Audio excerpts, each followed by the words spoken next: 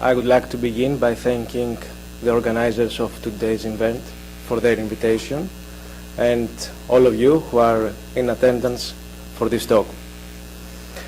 In addition to the very interesting things said by Professor Psalidopoulos and Mr. Ioannidis, I would like to emphasize the political parameters of the crisis that our country, Greece, is going through. In my opinion, everything has to do with politics, because, as we know, every country is governed by politicians. Any economy runs based on political decisions. Our own future is defined by those leaders who we have elected. And as I've pointed out in the past, the crisis in Greece is not just a financial and economic crisis.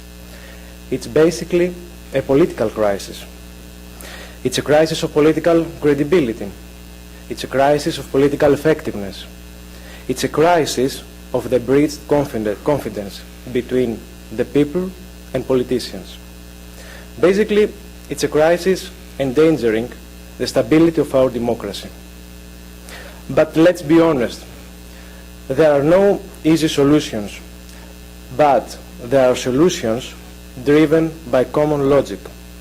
Solutions that will never emerge unless we are determined to push them forward. And believe me, in Greece at this moment, the people have forced the political system to accept such a solution. It's the solution of political collaboration. It's the solution of political cooperation, the solution of political consensus among the political parties within the country.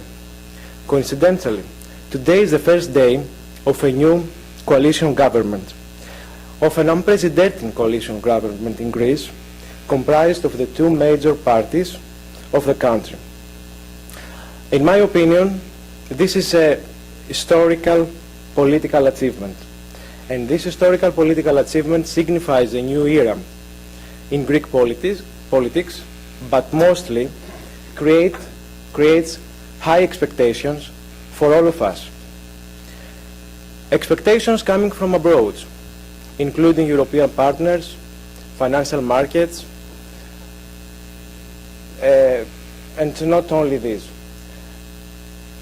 Expectations, all of which believe that this is the time for Greece in order to demonstrate political clarity, in order to demonstrate political solidarity.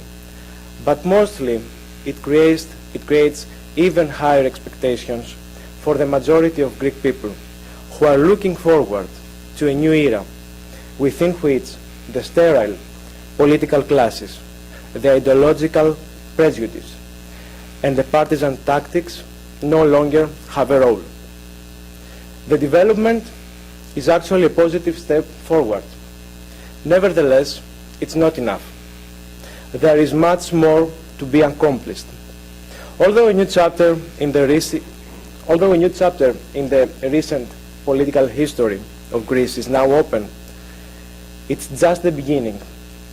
There are many more steps to be taken, and action must be quick and immediate. The reason is obvious, because the country is currently under a new national threat, facing the danger of a new national catastrophe as a result of its potential uncontrolled default, departure from the Eurozone, and isolation in the European and international states for many years ahead. When trying to figure out the political problem in Greece, I would not refer simply to those unpunished politicians who stole or mismanaged the public assets.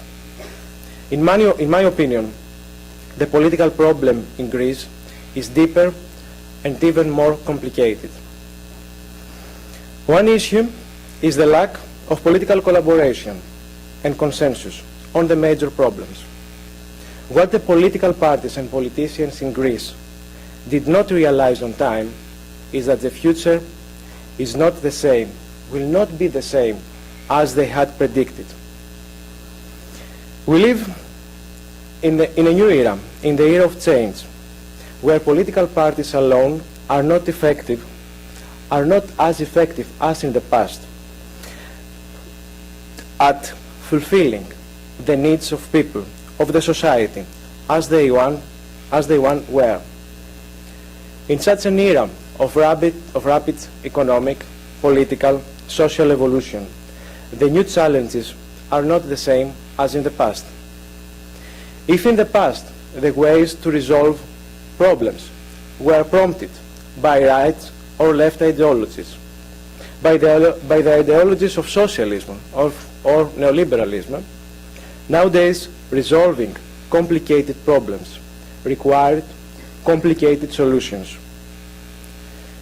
It is essential that we have politicians with open mind instead of dogmatic views, determined to sacrifice their own personal or partisan interest in favor of the national interest.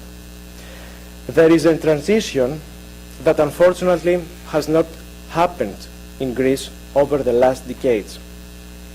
A second fundamental issue associated with the political crisis in Greece is the nepotism within which the Greek political life is trapped.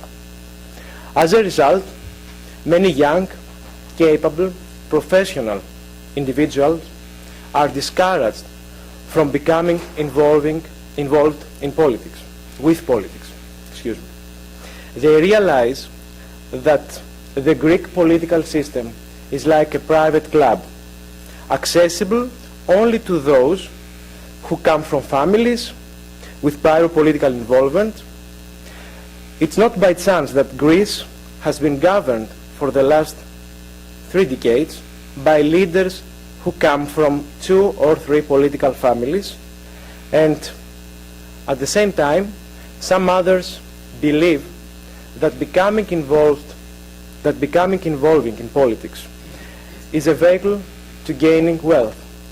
If the political parties in Greece are not ready or possibly willing to modernize and to open their doors to socially competent individuals rather than partisan elites, the political system in the country will plummet. Ladies and gentlemen, let's take a look at a broader picture. This crisis is occurring not only in Greece, not only in the national level, but also in a European and international level as well. The current financial turmoil sparks even larger social reactions with unpredictable outcomes.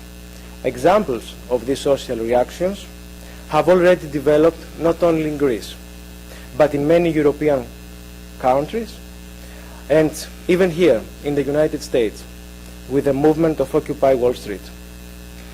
Even though their demands are not unified, one thing is for sure: the citizens from the one side of the Atlantic to the other side feel that they are underrepresented, and the political leaders of the modern democracies around the world are not accountable to the people, but rather to those who have the economic power in their hands. What we have to do now? We have to redefine the functions of our modern democracy and fix the problems created by the lack of transparency and the divide between those who make decisions and those who are affected by them. Ladies and gentlemen, in one of his speeches, American President John F. Kennedy had stated that the future is not a gift, it's an achievement. And I would say that to achieve the future is not possible simply by waiting or hoping for it. It is necessary to do something more. And this something more for Greece cannot be achieved by those who contemplate the past. We should understand that becoming the agents of change in our country is not just an obligation, but a responsibility that we must endure. It is necessary, as the youth of Greece, both within the country and abroad, that we take action as a unified group with new ideas and belief to give Greece the know-how and prospects to make a new beginning. And as the governor, Mr. Dukakis, said before, unless we become involved in politics, the change will never come. We are capable of sending a message around the world that although Greece financially defaulted, it is not politically declined and nationally humbled country. And as the poet Odysseus Elitis wrote in one of his poems, if you break Greece apart into small pieces, you will see that what is left is only one tree, a vineyard, and a fishing boat, which means that with these three items, Greece can be rebuilt. So, I would like to send you a message that it is our duty to help Greece turn its page in the history, and personally I believe that we can make it and Greece can make it. Thank you very much.